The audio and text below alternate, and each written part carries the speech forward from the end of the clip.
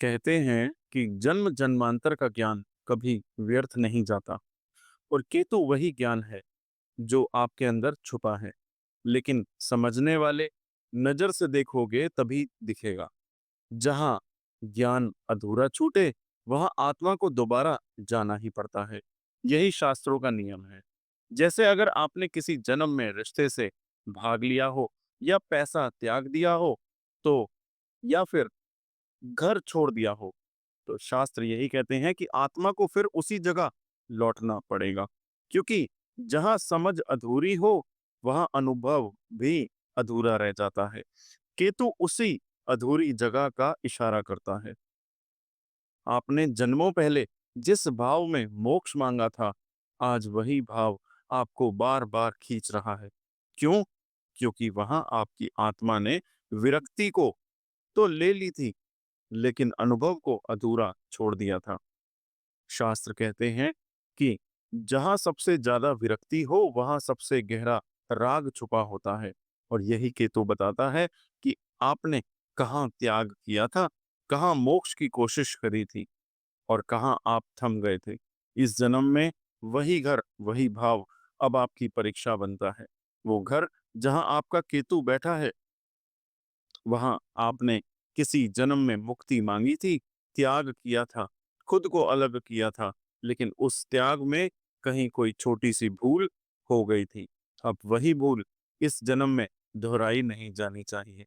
और इसीलिए केतु का हर भाव में एक बहुत गहरी सीख देना, और कि इस बार पूरा करके ही जाना है, अधूरा छोड़कर नहीं। हर ग्रह आपको दुनिया से जोड़ता है, लेकिन केतु एक इकलौता ऐसा ग्रह है जो आपको आपसे मिलवाता है। लेकिन कब? जब आप समझने लगते हो कि किस भूल ने आपको वापस यही जन्म लेने पे मजबूर किया। आइए, आज की वीडियो में हम समझते हैं कि जब केतु हर एक भाव में प्लेसमेंट लेता है, तो वो आपको क्या याद दिलाता है, और किस गलती को सुधारने का संकेत देता है।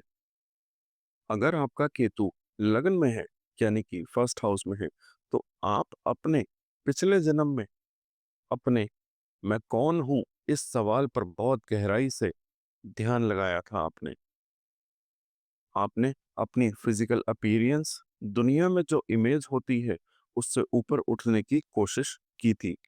हो सकता है आपने ध्यान, एकांत, या कोई एक ऐसी साधना की जहां आपने अपने ईगो को छोड़ने की कोशिश बहुत करी थी, लेकिन वो यात्रा पूरी नहीं हो पाई। इसीलिए इस जन्म में भी आप थोड़ा अलग महसूस करते हो। लोग कहते होंगे कि आप शांत हो, बहुत सीरियस रहते हो, हर चीज को गहराई से सोचते हो। और हाँ, कभी कभी आपको ये भी लगता होगा कि आप वाकई में कौन हो, आपको क्या चाहिए। यही आइडेंटिटी क्राइसिस भी इसी केतु की देन होती है। अब केतु अगर आपके लगन में आया है, फर्स्ट हाउस में आया है, तो क्या सिखाने आया है ये आपको? जब तक आप खुद को समझोगे नहीं, तब तक ये लिबरेशन यानी मोक्ष पॉसिबल नहीं है। आपने तो पिछले जन्म में अहम को छोड़कर मुक्ति लेनी चाहिए, लेकिन शास्त्र कहते हैं जो खुद को नहीं जानता, वो अपने ही अंदर बंधा हुआ रहता है। तो अब आपकी आत्मा को यही अनुभव करना है कि आप स्वयं को समझें, बिना मुक्त होना अधूरा है। इसीलिए इस जन्म में आपको बार बार सेल्फ इंक्वायरी, यानी कि खुद को टटोलने का मौका मिलेगा। कभी अकेलापन लगेगा, कभी लगेगा कि दुनिया आपको समझ नहीं पा रही, लेकिन यही तो आपका रास्ता है। कि तू आपको ये नहीं कह रहा कि भागो, बल्कि ये सिखा रहा है कि अपने भीतर टिकना, अपने भीतर ठहराव सीखो, वहीं से रास्ता खुलेगा। अब नेक्स्ट बात करते हैं कि अगर आपका केतु दूसरे भाव में है, तो इसका सीधा मतलब क्या होगा? कि पिछले जन्म में आपने पैसा, परिवार और आराम, लग्जरी की चीजों को खुद से अलग कर लिया था।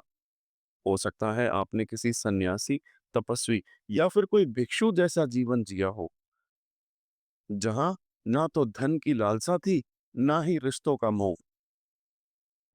आप शायद ऐसी अवस्था में पहुंच चुके थे जहां आत्मा की शांति की सबसे बड़ी चीज लगती थी, लेकिन वही त्याग अधूरा रह गया आपसे। इसीलिए इस जन्म में अब केतु आपको इन चीजों से दोबारा जोड़ रहा है।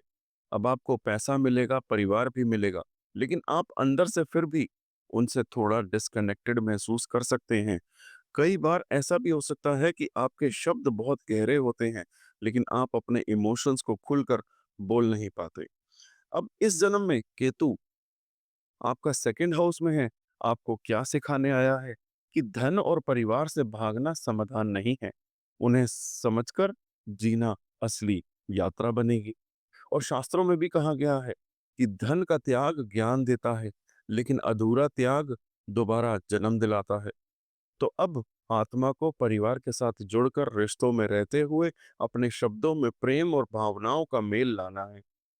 ये जन्म आपको सिखाने आया है कि सिर्फ बोलने से नहीं, बल्कि अपने बोल में संवेदना और अपनापन लाकर आप अपने कर्म पूरे कर सकते हैं। और सबसे जरूरी बात कि इस बार पैसा या परिवार आपको इसलिए मिलता है ताकि आप जान सको कि उनका सही इस्तेमाल भी जरूरी है, और ये कोई बंधन नहीं। अब जैसे कि आप स्क्रीन पर देख रहे हैं कि केतु अगर आपके तीसरे भाव में है, तो इसका मतलब यही है कि पिछले जन्म में आपने अपनी इच्छा शक्ति, साहस और जो आपके बोलने की एबिलिटी है, उसको खुद ही दबा दिया था। शायद आपने संन्यास का रास्ता चुन लिया था, या फिर दुनिया के कामकाज, यात्राओं और रिश्तों से दूरी बना ली थी। तब आपने सोचा था कि अब मुझे अपनी इच्छाओं से ऊपर उठना है, लेकिन वो यात्रा कंप्लीट नहीं हो पाई आपकी। अब इस जन्म में भी आप बहुत ज्यादा सोशल नहीं हो, लोगों से कम जुड़ते हो, भाई बहनों से भी इमोशनल कनेक्शन थोड़ा कम महसूस करते हो। लोग सोचते होंगे कि आप कम बोलते हैं, लेकिन असल में तो आपकी सोच बहुत गहरी होती है। आपके अंदर करेज है, लेकिन आप उसका शो ऑफ नहीं करते। केतु तीसरे भाव में बैठकर आपको क्या सिखाता है कि आपके अंदर की आवाज को दबाना नहीं है, उसे सुनना है, और बोलना भी एक कर्म है। इस जन्म में आपको कई बार लगेगा कि आप किसी काम को शुरू तो करना चाहते हैं, पर मन बार बार पीछे खींच लेता है। यही तो अधूरी कर्म शक्ति की कहानी है, जिसे अब पूरा करना है। जैसे कि श्रीमद् भागवत गीता में कहा गया है, संकल्पहीन आत्मा पुनः कर्म में फंसी रहती है। इसीलिए जब आपको खुद से कहना है, जो मैं सोचता हूं उसे बोलने का हक मुझे है, अपने विचारों का अपने विचारों को जाहिर करना, छोटे छोटे कामों में करेज दिखाना, यही इस जन्म की आपकी साधना है। क्योंकि अब कर्म से भागने का नहीं, कर्म में ठहराव का, कर्म में टिकने का समय है। देखिए, जैसा कि आप देख रहे हैं स्क्रीन पर कि फोर्थ हाउस में आपका केतु है, तो इसका मतलब क्या हुआ था पिछले जन्म में? पिछले जन्म में आपने अपने घर, माँ और अपने मन की शांति के पीछे इन सब को छोड़ दिया था। आप किसी ऐसे रास्ते पर थे जहां घर परिवार की जिम्मेदारियां नहीं थी।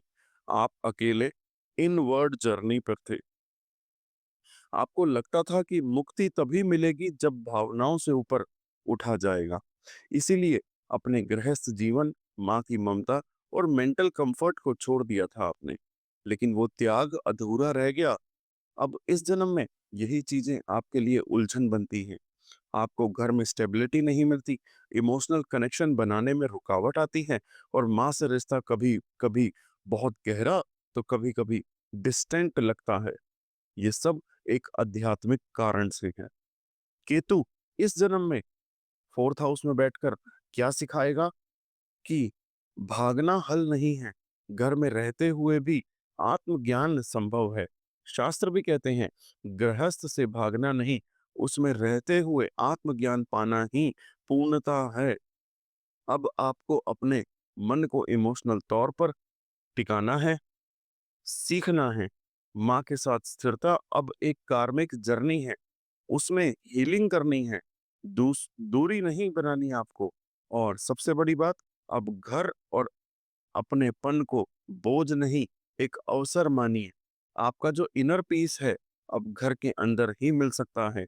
बस ज़रूरत है कनेक्शन को फिर से समझने की। यही आपकी लर्निंग है इस जीवन में। भावनाओं से दूर नहीं, भावनाओं में स्थिरता लाकर जीना है। अब पंचम भाव में केतु, इसका सीधा-सीधा मतलब है कि आपके पिछले जन्म में ज्ञान, बुद्धि, विद्या और प्रेम से दूरी बना ली थी आपने। आपके बहुत ज़्यादा आपने पढ़ाई या ज्ञान की ऊंचाई तो पा ली थी, लेकिन उस यात्रा में आपने आनंद और इमोशनल जुड़ाव को छोड़ दिया था। आप संतान, प्रेम या किसी रिश्ते से दूर हो गए थे क्योंकि आपको लगा था कि इससे मुक्ति का रास्ता साफ होगा। लेकिन अब वही अधूरा अनुभव इस जन्म में कार्मिक के रूप में आपके पास आया है। इसीलिए इस जन्म में कई बार ऐसा लगेगा आपको कि मन बिना वजह के उलझा रहता है, या फिर आप अपनी क्रिएटिविटी, संतान या इमोशनल कनेक्शन को जल्दी नहीं पकड़ पाते। सब कुछ समय लेकर ही आता है। अब केतु आपको यहाँ पर सिखा क्या रहा है पंचम भाव में बैठकर, कि सिर्फ ज्ञान ही नहीं, प्रेम और आनंद भी तो जरूरी है जीने के लिए। और शास्त्र भी कहते हैं कि विद्या में अहंकार और रति दोनों त्यागजे हैं, पर अनुभव अधूरा हो तो आत्मा फिर लौटती है। अब आपको ये समझना है कि ज्ञान और भावना दोनों का संतुलन तो जरूरी है। अपनी सोच, अपनी भावनाओं को एक साथ चलाना ही असली ग्रोथ है। संतान से जुड़ना, अपनी कला या क्रिएटिव एनर्जी को एक्सप्रेस करना, ये सब आपके लर्निंग के हिस्से हैं। आपको अब ये समझना है कि जीवन में सिर्फ सोचने में नहीं, महसूस करने में भी आत्मा मुक्त हो सकती है। अगर आपका केतु छठे भाव यानी कि सिक्स्थ हाउस में है, तो इसका मतलब ये है कि पिछले जन्म में आपने सेवा, संघर्ष और बीमारी जैसी चीजों से दूरी बना ली थी। हो सकता है आप ऐसे जीवन में थे जहां कोई डेली रिस्पॉन्सिबिलिटीज थी ही नहीं आपके साथ, कोई रोग या रुकावटें नहीं थी, यानी एक शांत, अलग थलग जीवन। आपने प्रैक्टिकल दुनिया के कामों से, रूटीन से और रूटीन के झंझटों से खुद को अलग कर लिया था। लेकिन अब वो जर्नी अधूरी रह गई। इसीलिए इस जन्म में आपको हेल्थ को लेकर थोड़ी परेशानी हो सकती है। डेली रूटीन या कामकाज को लेकर मन नहीं लगता, और कई बार लगता है कि बस किसी तरह से बच जाओ इन सब झंझटों से। लेकिन यही तो कार्मिक लूप है, जो अधूरा छोड़ दिया था, अब उसी को पूरा करने का मौका मिल रहा है। केतु आपको सिक्स्थ हाउस में जब प्लेसमेंट लेगा तो क्या सिखाएगा, कि सेवा, रोग और संघर्ष, ये सब मोक्ष के रास्ते में ही और उन्हीं का इस हिस्सा है। पद्म पुराण में कहा गया है कि सेवा में बड़ा कोई तप नहीं, सेवा से बड़ा कोई तप नहीं, जो इसे भागे वह पुनर्जन्म पाता ही पाता है। यानी अब आपको समझना है कि काम करना, अपनी हेल्थ का ध्यान रखना, किसी की मदद करना, ये सब केवल जिम्मेदारी नहीं, आत्मा की ही तो यात्रा है और उसी का हिस्सा है। अब आपको संघर्ष से नहीं भागना, बल्कि उसमें ही अपनी शांति और अर्थ ढूंढना है। ये जन्म आपको सिखाने आया है कि जब आप रोजमर्रा की चीजों में भी श्रद्धा और सेवा भाव लेकर आते हैं, तब वही आपका सबसे बड़ा तप बन जाता है। अगर आपका केतु सप्तम भाव में है, तो इसका मतलब पिछले जन्म में आपने अपने संबंधों से दूरी बना ली थी। हो सकता है आपने शादी से मना कर दिया था, या फिर जीवन में रिश्तों का ज्यादा अहमियत नहीं दी थी आपने। आप शायद ब्रह्मचर्य या सन्यास के रास्ते पर चल पड़े थे, और आपको लगा कि संबंधों से दूर रहकर ही मुक्ति मिलेगी। लेकिन उस राह में कुछ अधूरा छूट गया। अब इस वजह से इस जन्म में रिश्तों से आपके लिए एक तरह की परीक्षा बन जाते हैं। कभी इमोशनल कनेक्शन बनाने में समय लगता है, तो कभी आपका जीवन साथी ऐसा होता है जो आपको अंदर से झकझोर कर बदलाव लाने पर मजबूर करता है। यानी वो रिश्ता सिर्फ प्यार नहीं, बल्कि एक स्पिरिचुअल लेसन भी बन जाता है। अब केतु सप्तम भाव में बैठकर आपको क्या सिखा रहा है, कि रिश्तों से भागना नहीं है, उनमें ईश्वर को देखना सीखना होगा। मनुस्मृति में कहा गया है, संबंधों से भागना नहीं, उनमें ईश्वर देखना ही पूर्ण तप है। अब आपको साथी के साथ सेंसिटिविटी लानी होगी, उसकी भावनाओं को समझना है और ये जानना है कि हर रिश्ता कोई कार्मिक दायित्व लेकर आता है। ये जन्म आपको सिखा रहा है कि साथी से जुड़ना, समर्पण करना और रिश्तों में अपने अहम को पिघालना, यही असली तप है। आपने जो दूरी बनाई थी, अब उसी को प्यार, समझ और अपनापन देकर पूर्ण करना है। अब अगर आपके अष्टम भाव में केतु है, तो इसका मतलब ये है कि आपने अपने पिछले जन्म में गहरे रहस्यों, मृत्यु, पुनर्जन्म और अध्यात्म को बड़ी करीब से जाना था। आपने शायद तंत्र, गुण साधना और इंटेंस स्पिरिचुअलिटी प्रैक्टिसेस की होंगी। आपने मौत को केवल डर नहीं, और डर की नजर से नहीं, एक यात्रा की तरह समझा, लेकिन फिर भी कहीं ना कहीं उस गहराई से खुद को अलग करने की कोशिश की थी। मैं ये सब छोड़कर शांत होना चाहता हूँ, शायद यही भावना आपके मन में थी। और अब उसी अधूरे ज्ञान की वजह से इस जन्म में आपकी आत्मा फिर से उसी गहराई में उतरने को मजबूर हो रही है। इसीलिए आपको स्पिरिचुअल चीजों में खिंचाव होता है और कई बार आपको ऐसी अनदेखी या इंट्यूटिव बातें महसूस होती हैं जो सबको समझ में नहीं आती। अब केतु आपका अष्टम भाव में प्लेसमेंट लेके आपको क्या सिखाने आया है कि डर को समझना और उसके पार जाना ही असली ट्रांसफॉर्मेशन है।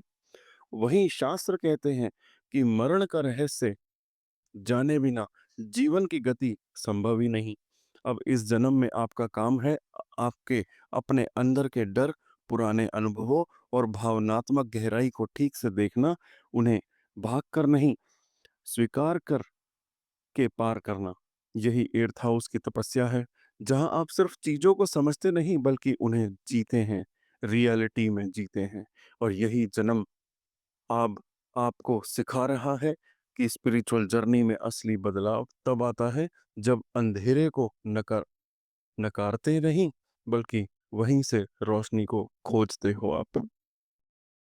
देखिए, नवम भाव में केतु, नौवें भाव में केतु, इसका मतलब ये है कि पिछले जन्म में आप बहुत ज्यादा भगवान, धर्म और गुरु के रास्ते पर थे। आपने शायद मंदिर, आश्रम या किसी गुरु के साथ लंबा समय बिताया हो। आप भक्ति में गहरे थे, लेकिन हो सकता है कि आपने बाहर की पूजा से हटकर अंदर की तलाश शुरू कर दी थी। मतलब भगवान को अपने अंदर ढूंढने लगे थे। अब उसी की वजह से इस जन्म में आपके लिए धर्म, गुरु और आस्था थोड़ी उलझन वाली बन जाती है। कभी आप सोचते हैं कि कौन सही गुरु है, या फिर कभी ये लगता है कि क्या सच में जो हम कर रहे हैं वही ठीक है या नहीं। अब केतु आपको ये सिखाने आया है कि श्रद्धा भी जरूरी है और सोच समझ भी। यानी ना तो अंधविश्वास से बहना है, ना ही हर चीज पर शक करना है। आपको अब उस अधूरी भक्ति को पूरा करना है, लेकिन इस बार थोड़ा बैलेंस बनाकर। भागवत गीता में कहा है कि धर्म वही है जिसमें श्रद्धा और समझ दोनों हो। तो अब इस जन्म में अगर आपको सच्चा गुरु नहीं मिल रहा, तो घबराइए मत। पहले खुद को समझिए, फिर रास्ता अपने आप खुल जाएगा। केतु आपको यही तो सिखा रहा है कि असली भगवत ज्ञान बाहर नहीं, आपके अंदर है। बस उसे पहचानना आपको सीखना है। अब देखिए, 10वें भाव में केतु यानी कि 10th हाउस में केतु, इसका मतलब यह है कि पिछले जन्म में आपने अपने पद, प्रतिष्ठा, नौकरी या समाज में अपने स्टेटस से खुद को ही दूर कर लिया था। और हो सकता है कि आपने रीन्यूसिएशन का रास्ता चुना था, जहां आपको लगा कि काम, पद या नाम में कुछ भी स्थायी नहीं है। इसलिए आपने जिम्मेदारियां छोड़ दी और एक वैरागी जीवन को अपनाया। लेकिन वो कर्म क्षेत्र से दूरी अधूरी रह गई। अब इस जन्म में जब आप अपने काम करते हैं, तो कई बार कंफ्यूजन होता है कि कहाँ जाना है, क्या करना है। और आप वो इंसान होते हैं जो नाम या शो ऑफ के लिए काम नहीं करते। आपकी जर्नी बहुत सी सब्टल होती है, बाहर से शांत लेकिन अंदर से बहुत गहरी। अब केतु 10th हाउस में क्या सिखाने आया है, ध्यान से सुनिएगा कि कर्म से भागना नहीं, उसे सेवा और समर्पण में बदल देना ही असली योग है। और यही शास्त्र भी कहते हैं कि कर्म से भागना नहीं, उसे साधना बनाना ही परम योग है। यानी कि इस बार आपको काम से दूर नहीं होना, बल्कि उसी में मीनिंग और डेप्थ लानी है। अब समाज, फैमिली और दुनिया के लिए कुछ करना है। ये बोझ नहीं है, ये आपकी स्पिरिचुअल जर्नी का ही एक हिस्सा है। अगर आप अपने कर्म को सेवा समझकर करेंगे, तो वही आपकी आत्मा को शांति देगा। केतु अब आपको ये दिखा रहा है कि कर्म एक बंधन नहीं, बल्कि वही रास्ता है जिससे आत्मा मुक्त होती है। अब लाभ भाव के अंदर यानी कि केतु 11th हाउस में आता है, तो इसका मतलब यह है कि आपने अपने पिछले जन्म में लोगों से दूरी बना ली थी। हो सकता है आपने अपने मित्रों, अपने सोशल सर्कल और बड़े सामाजिक लक्ष्यों को खुद को और उन्हीं से खुद को अलग कर दिया था। शायद आपने सोचा था कि लोगों की भीड़ में खुद को खोना नहीं है, मैं अपनी स्पिरिचुअल जर्नी में अकेले ही चलूं। ये आपकी सोच थी पिछले जन्म में। और आपने संघ, दोस्ती और समाज के दूरी बना ली थी। लेकिन अब वही दूरी इस जन्म में कार्मिक बन गई। इसीलिए इस बार आपको दोस्त बनना थोड़ा मुश्किल लगता है। बड़े गोल्स या सामाजिक प्लानिंग में ज्यादा दिलचस्पी नहीं रहती। आपको ऐसा लगता है कि जो करना है मैं अकेले कर लूं। लेकिन केतु अब आपको यह सिखा रहा है कि अकेले चलना तपस्या हो सकती है, लेकिन सबके साथ चलना असली सेवा है। और वहीं शास्त्र भी ये कहते हैं कि लोक सेवा ही इष्ट की सेवा है। अब इस जन्म में आपको ये समझना है कि समाज, मित्र और सोशल सर्कल ये सब सिर्फ डिस्ट्रैक्शन नहीं, बल्कि मोक्ष की सीढ़ियां भी बन सकते हैं। जब आप अपने कामों में किसी और की भलाई करते हो, तो वही सबसे बड़ा पुण्य बनता है। अब आपके लिए सीख यही है कि आप अपनी स्पिरिचुअल जर्नी में अकेले नहीं हो। ये आपका योगदान दूसरों के जीवन के लिए रोशनी ला सकता है। यही केतु का संदेश है यहाँ पर कि सेवा, सहयोग और सेंसिटिविटी के साथ इस संसार में अपना हिस्सा निभाना है आपको। अब देखिए 12th हाउस के अंदर यानी कि 12वें भाव में केतु, तो समझिए कि आपकी आत्मा पिछले जन्म में मोक्ष के दरवाजे तक पहुंच गई थी। बिल्कुल आपने त्याग किया, वैराग्य अपनाया, खुद को संसार से पूरी तरीके से दूर कर लिया।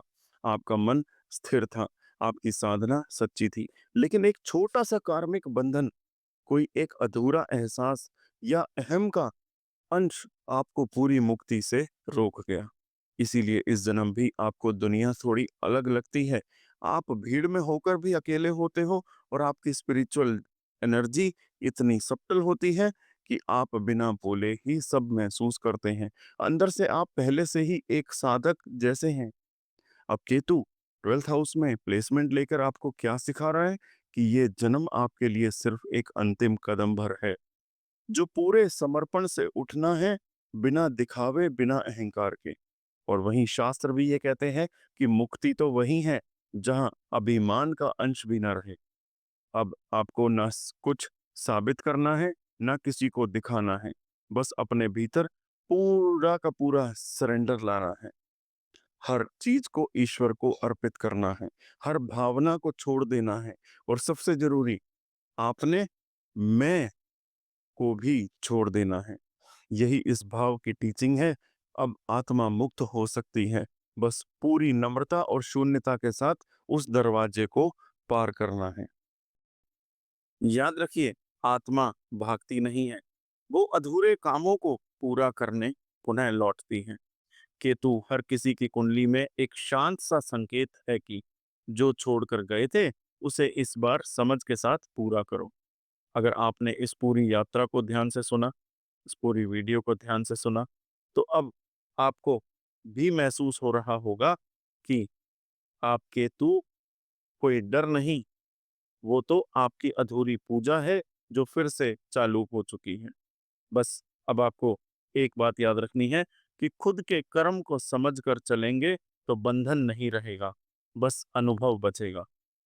आपके जीवन में भी अगर कोई अधूरी तलाश है, कोई भाव जो बार-बार परेशान करता है, तो अब शायद उसकी वजह थोड़ी साफ हो चुकी होगी। तो अब ईश्वर आप सबको उस भाव में पूर्णता दे, जहाँ आपकी आत्मा कभी अधूरी रह गई थी।